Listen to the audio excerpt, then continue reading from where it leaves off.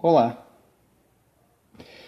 A mais grave crise política e econômica da história do Brasil produziu um cenário de incertezas e uma polarização política que reduziu a dimensão ética de nossa democracia.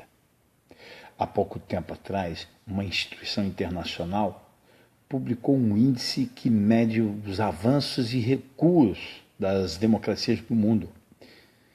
De um grupo de 168 países, o Brasil passou a integrar uma lista das 57 democracias imperfeitas, cujos governos chegaram ao poder através de processos suspeitos e antidemocráticos financiados por interesses privados e corporativos.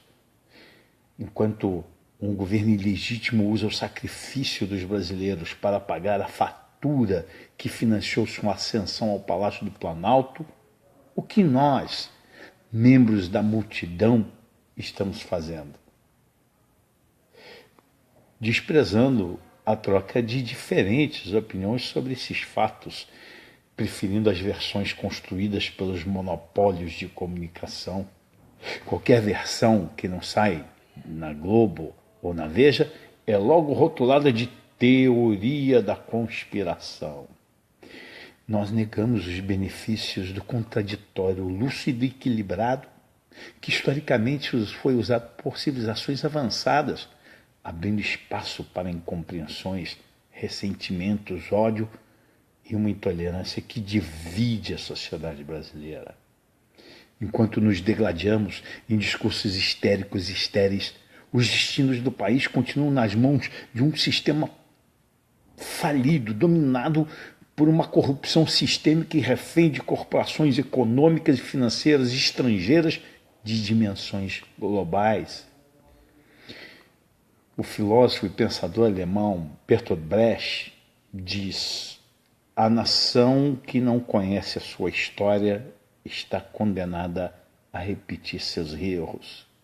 E quando nos socorremos da história para entender o que está acontecendo hoje no Brasil, encontramos o ex-presidente Getúlio Vargas denunciando o poder das forças subterrâneas antes de cometer o suicídio e o ex-presidente Jânio Quadros acusando o poder das forças ocultas para justificar sua renúncia. Essas forças controlam os bastidores da República. Minha avó dizia que o maior truque do diabo foi fazer as pessoas acreditarem que ele não existe.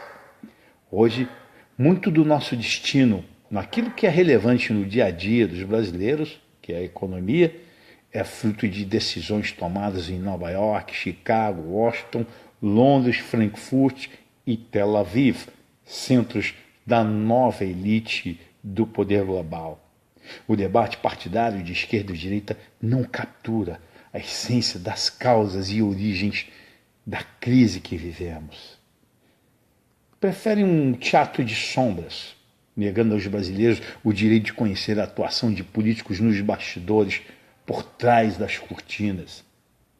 Descobrimos que esses políticos não são protagonistas de nada. São marionetes de entidades internacionais, como o Council for Foreign Relations, que é o CFR, o GAF, o FMI e o Banco Mundial. São essas entidades que decidem a sorte das nações, quem deve ganhar ou perder uma eleição, quem vai governar ou enfrentar crises orquestradas, golpes e revoluções.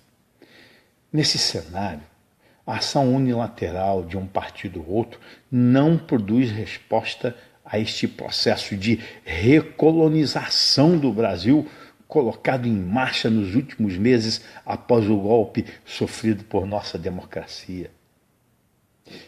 Uma frente nacional composta por todos os segmentos da sociedade pode liderar a reconciliação e a reação dos brasileiros. Hoje, somos um país dividido, conflagrado e sem direção.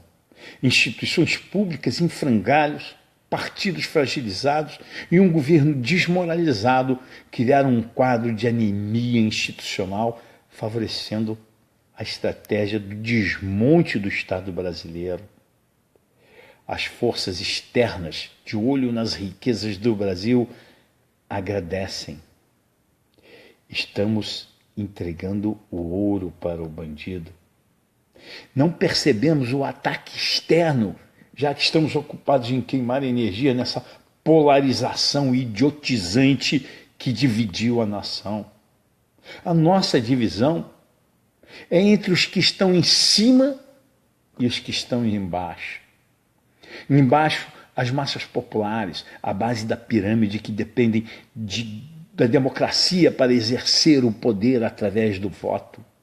Trabalhadores, sindicatos, pequenos comerciantes, profissionais liberais, camponeses, intelectuais e artistas buscam um modelo econômico sustentável que reduza as desigualdades e as injustiças sociais.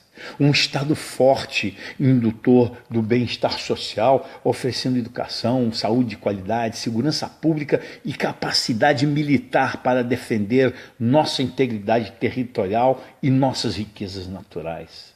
Sim, nossas riquezas naturais. Você sabia que, nesse aspecto, o Brasil é o país mais rico do mundo? Temos gigantescas jazidas de ouro, ferro, manganês, bauxita, tungstênio, calcário, casterita, alumínio, zinco, cobre, nióbio e outros minerais estratégicos para a produção tecnológica, além das gigantescas reservas do petróleo e do pré-sal. Essas reservas podem gerar valor agregado, incrementar nossas exportações, promover o desenvolvimento humano, tecnológico e intelectual dos brasileiros.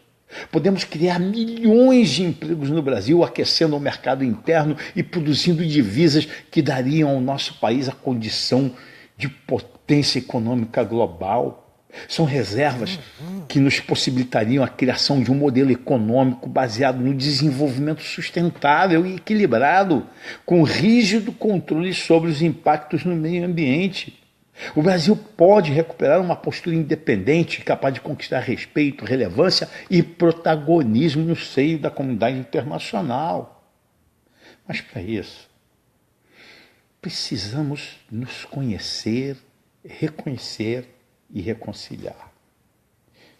Do outro lado, no topo da pirâmide estão os grupos econômicos internos, subordinados às corporações estrangeiras, transformando governos em meros instrumentos de proteção e ampliação de seus privilégios. São liderados por blocos, entre eles as petroleiras Chevron, Shell, BP, Koch Industries, Exxon, entre outras, e os grandes bancos como Chase Manhattan Bank, Rothschild Bank, JP Morgan, Citibank, London Bank, Boston Bank. Os lucros dessas corporações são maiores que o PIB de mais de uma centena de países. Subjugam governos nacionais quando políticas públicas se chocam com seus interesses. Esses conglomerados econômicos garantiram a hegemonia de seus interesses na agenda e nos planos militares e geopolíticos dos Estados Unidos e da Europa. São orientados por princípios e métodos colonialistas em suas relações com a América Latina, com a África, Oriente Médio e parte da Ásia. Fome, miséria, desemprego, exclusão não fazem parte de suas preocupações. Só o que lhes interessa é o lucro. Defendem 4 objetivos. O primeiro, o acesso aos recursos naturais onde quer que estejam. O segundo, a redução dos custos na mão de obra. O terceiro, a conquista e a consolidação dos mercados. Defende um Estado mínimo, propondo que serviços públicos essenciais, como o atendimento à saúde, universidade, educação pública e assistência social, não devem ser fornecidos pelo Estado. Quem quiser estudar em universidade ou escola terá que pagar no mercado livre ou no livre mercado. E se não puder pagar, pobre não pode ir para a faculdade. Enfiam goela abaixo do povo brasileiro um projeto neoliberal importando dos Estados Unidos uma doutrina econômica da Escola de Chicago, cujos fundamentos e trágicas consequências empurraram para a miséria total 38 milhões de cidadãos nos Estados Unidos na crise de 2008 e 2009. Um modelo atrasado e criticado e condenado por notórios capitalistas como o economista Thomas Piketty, Joseph Stiglitz, ex-diretor do Banco Mundial e Prêmio Nobel de Economia. Representados no governo Temer, parte das elites nacionais defendem a entrega do nosso território e de nossas riquezas para as multinacionais e a subordinação do Brasil aos interesses dos Estados Unidos e da Europa. Estão entregando o petróleo do pré-sal brasileiro para as companhias estrangeiras, as concessões da exploração dos aquíferos de água doce de Guarani e Alto-Chão na Amazônia. Estão entregando gigantescas glebas de terra da Amazônia brasileira para grupos estrangeiros, violando a integridade territorial do Brasil. Nesse cenário de ataque externo ao Brasil, as retóricas ideológicas de esquerda e direita não reproduzem um debate preciso sobre a conjuntura atual.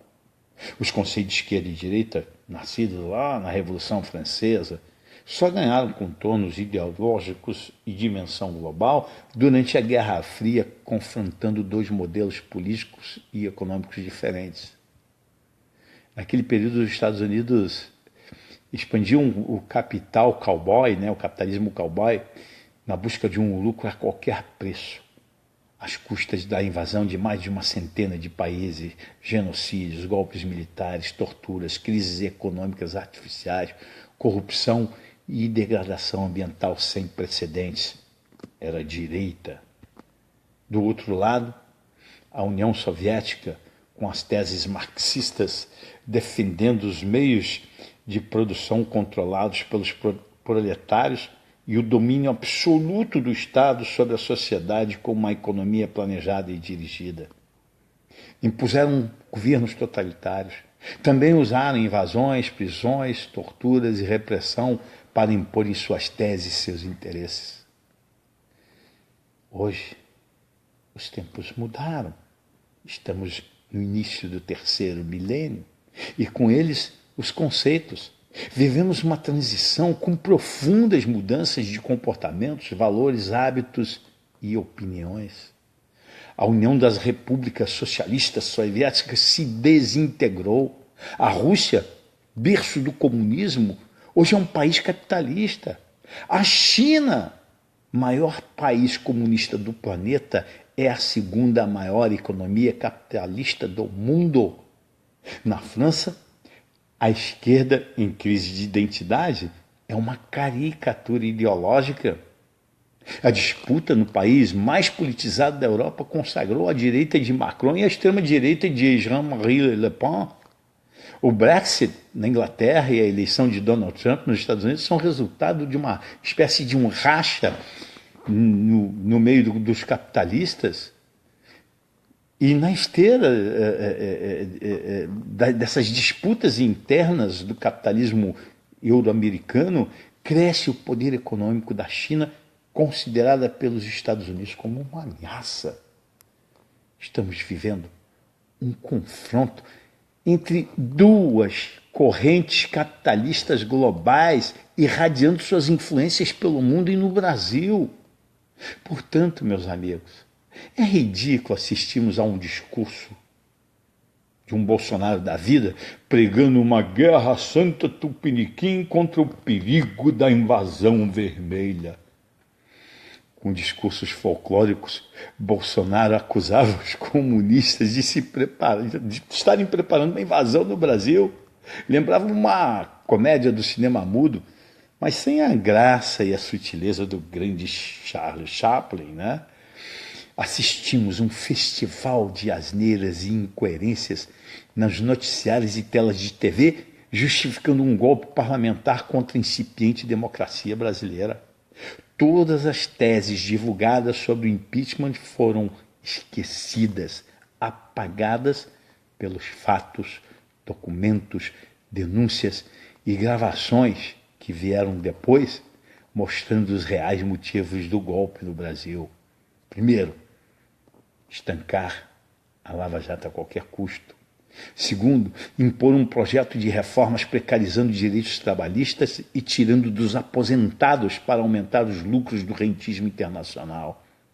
E terceiro, entregar os recursos minerais estratégicos para as companhias estrangeiras, estrangulando a soberania nacional e subordinando o Brasil aos interesses geopolíticos dos Estados Unidos. Gente, estamos viajando num barco chamado Brasil, todos nós, uns no convés, outros no porão, mas se afundar, afundaremos todos. Precisamos remar na mesma direção, ainda que tenhamos divergências. Nós não podemos perder que no horizonte desta viagem está o resgate do Brasil. Vamos começar a remar na mesma direção.